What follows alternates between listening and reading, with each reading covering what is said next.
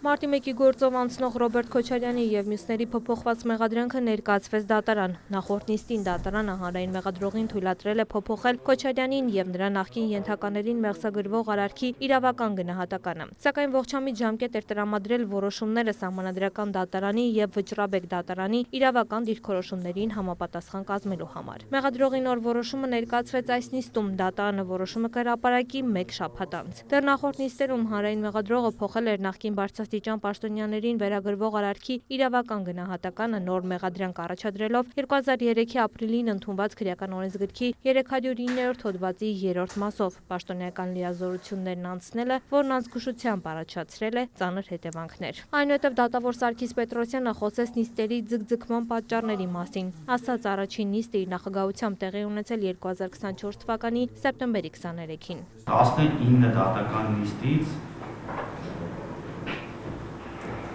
արդյունավետ դատալսումներ անցկացրել ենք 13 նիստով, 8 դատական նիստ նախապես պայմանավորված հետաձգվել է պաշտպանական կողմի պատճառաբանությամբ, ընթացքում 2 դեպք եղել է, որ հանրային մեղադրողի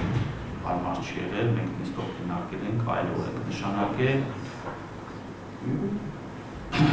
շուրջ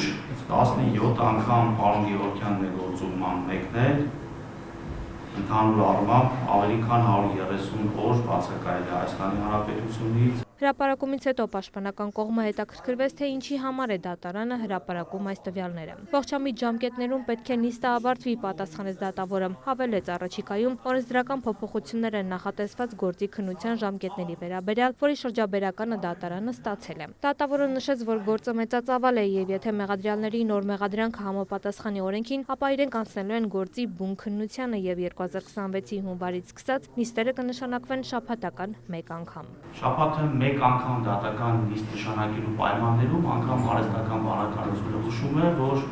2.5 տարի, եթե բոլոր դատական նիստերը տեղի ունենան, 2.5 տարի մեզ անհրաժեշտ է լինելու։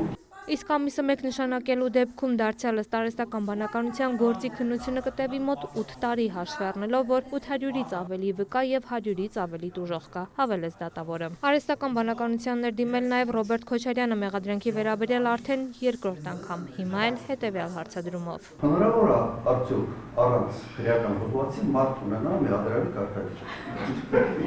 Եվ արդյոք կա որևէ այս երկրագնդի վրա որևէ մի երկիր, որտեղ դա հնարավոր է 200 երկրներից մեկը։ Շատ երկար աշխատելուց հետո, ամբողջ այդ big data մշակելուց հետո, ինձ ասել են, սա աբսուրդ է, սա անհնար է և չկա աշխարհում որևէ մեկ երկիր, որտեղ դա հնարավոր է։ Ամենայն դեպս եղած այս data-ի մեջ այդպիսի օրինակ արհեստական բանականությունը չի գտել։ Ըստ պաշտպանների այս գործով ժամկետները խախտված են ի սկզբանե և անհիմն գործընթաց է ընթանում։ Դատավորն այսպիսով մոտ 2 ժամ քննարկեց նիստերի ժամանակացույցը, ասաց, եթե չհաջողվի պայմանավորվել նիստերի ժամանակացույցի շուրջ, ինքն ինքնուրույն որոշում կկայացնի։ Նիստը կշարունակվի դեկտեմբերի 1-ին։ Տաթև Խաչատրյան, Արման Թովմասյան, լուրեր։